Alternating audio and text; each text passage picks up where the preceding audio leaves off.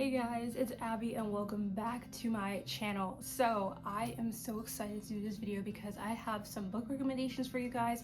I absolutely love tropes. I love tropes so much because it gives me something to look forward to in the book, and I feel like we all do love them. Like every time we talk about a new book, we always can introduce it by saying like, oh, this is a friends to lovers, or enemies to lovers, or be sunshine, which is one of my favorite tropes ever. So I wanted to make this video to show you guys some recommendations I have in my collection. Now this is technically the ultimate guide to, grumpy sunshine, but I still wanted to give you some recommendations of what you can choose from. It's not in any particular order or in any sort of seasonal order. Like a lot of people like to seasonally read. I love to seasonally read, of course. Like I'm filming this literally a day before Halloween, so I'm sure everybody's really into the fall books right now.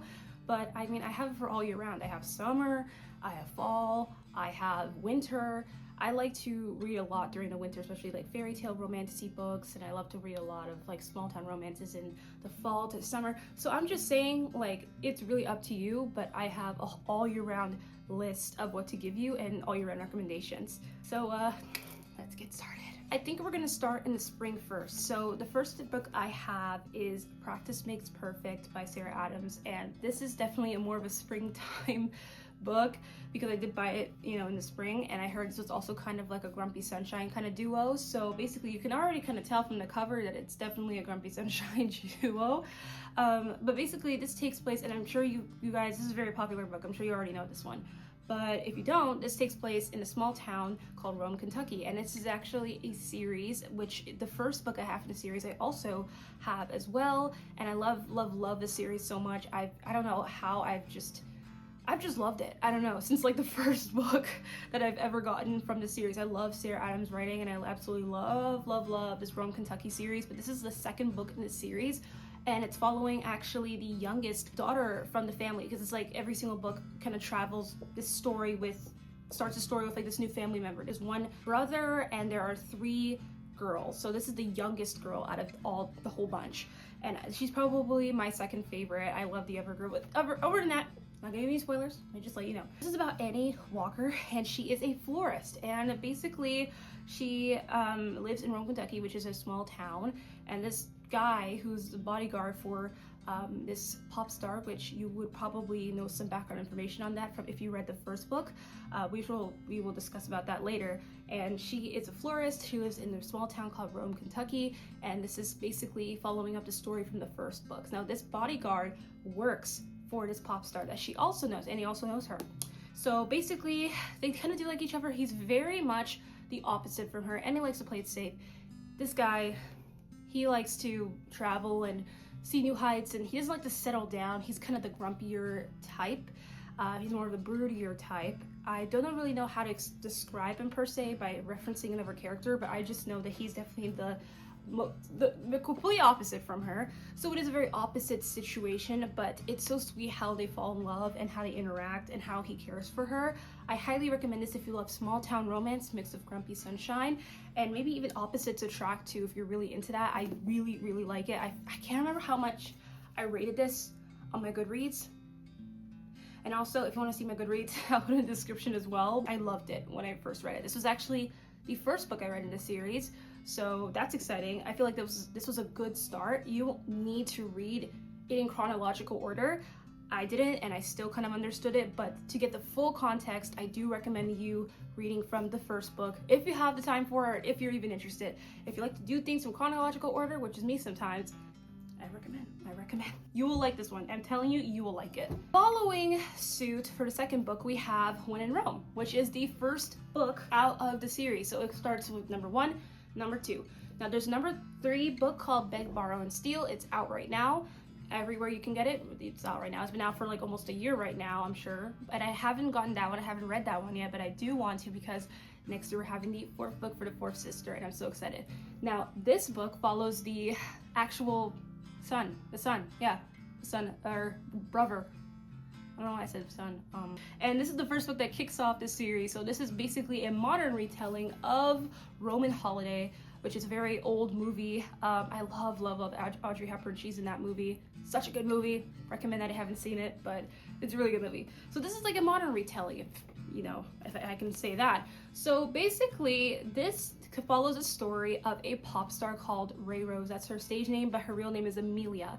And she goes to this small town in Rome, Kentucky. You see the parallels from the other book, right? Rome, Kentucky, and she goes there to kind of have this Roman holiday moment because she grew up with watching that movie with her mom. So she was tired of this star life for a bit and she just needed a nice detox. So she went to Rome, Kentucky to find some clarity. Then she realized that she had nowhere to go. Ended up staying with this pie shop owner, which his name is Noah, and he is the complete opposite from her. He is very much strategic, you know, he's very stern, and she's very, you know, lives in the happy and sunshine. He's just kind of like, I don't know about this one. He's like change, you know, he doesn't like change. I feel like the best person for me to describe with this character, if you watch Gilmore Girls, he does give Luke vibes. I'm telling you, he does. Because when I first read this, I was like, bro, I'm like literally watching like a cutscene from Gilmore Girls. That's what I can kind of expect from that. So you know how Luke acts? It's just how this guy acts. Very much also an opposites attract kind of thing, but this is really, really grumpy sunshine type of trope.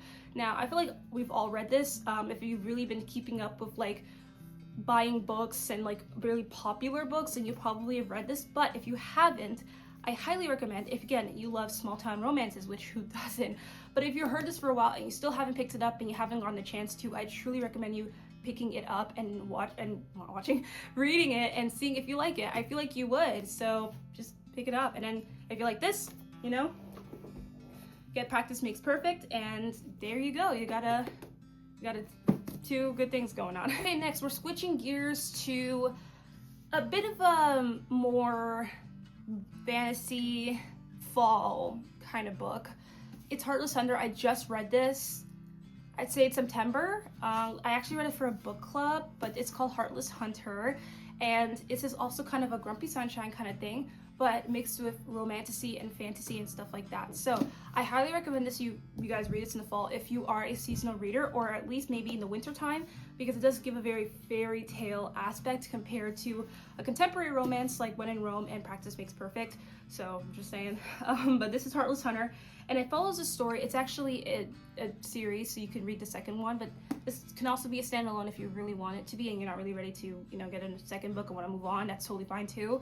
But it actually follows this girl, and she is a witch, okay? So this is definitely more fall vibes. She's a witch, and basically no one knows that because witches are kind of like evil and banned, and if they find out that you're a witch, you're gonna get, so you kind of just gotta be careful there. She is one, her whole family is one. She is basically living this life as a vigilante witch, and she doesn't want to get caught. Now, this guy that she meets, called Gideon, he is a witch hunter, so you can see the dynamic there. He is probably the quietest out of all the witch hunters. He's also the broodiest. So basically, she has this personality. Rune has this personality of being happy, excited, and like a little more of a sunshine personality, while also hiding a lot of stuff within. And he is also hiding a lot of stuff within, but he's very broody about it. So he has a very different personality from her.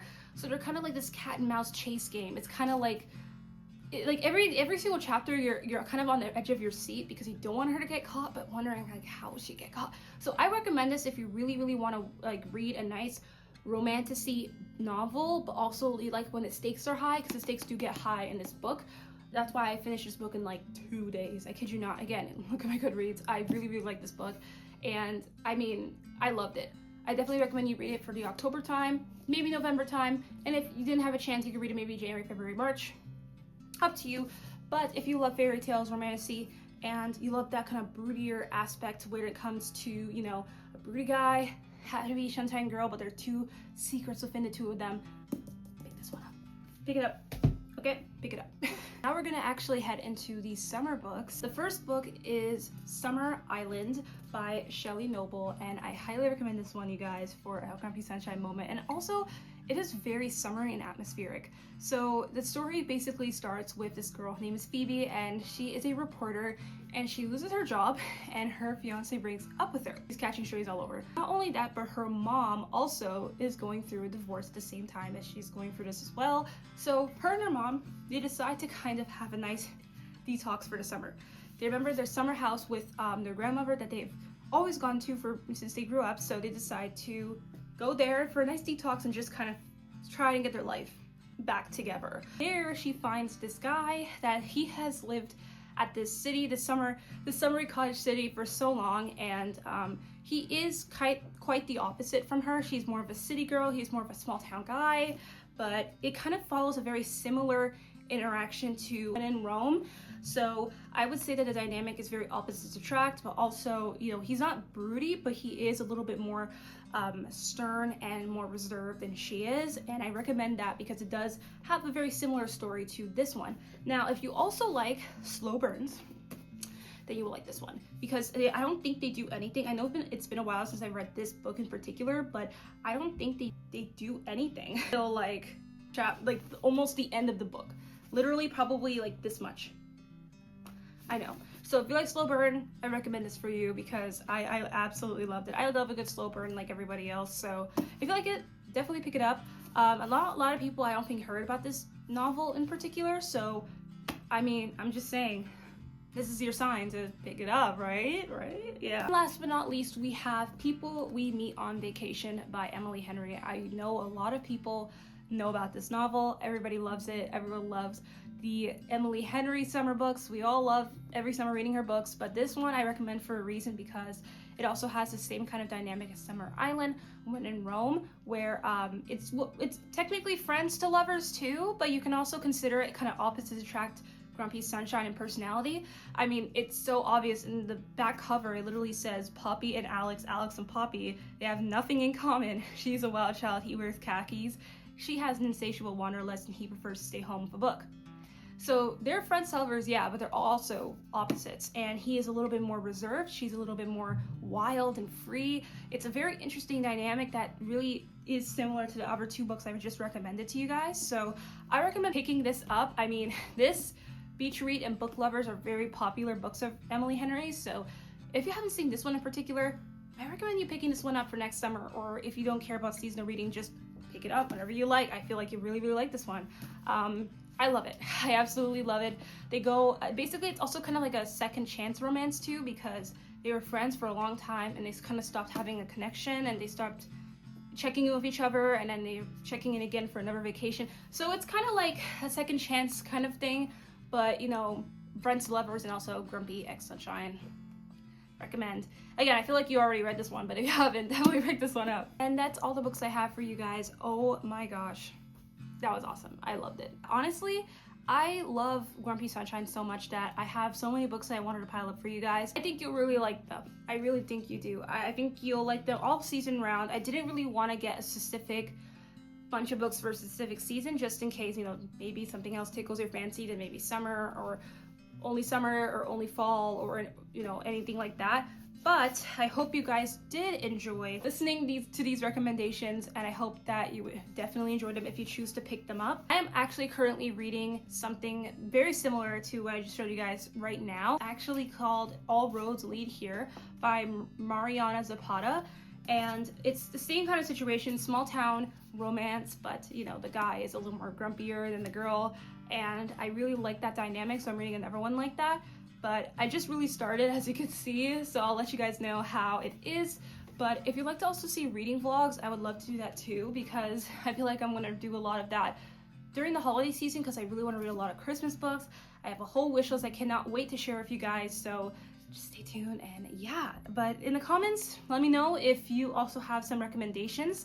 I'd like to hear it. And yeah, guys, that's all I have for today's video. Thank you so much for watching, and I'll see you guys in my next one. I do post once a week, so if you were wondering and you've gotten this far in the video, thank you so much for watching. I really appreciate it. Oh yeah, bye guys.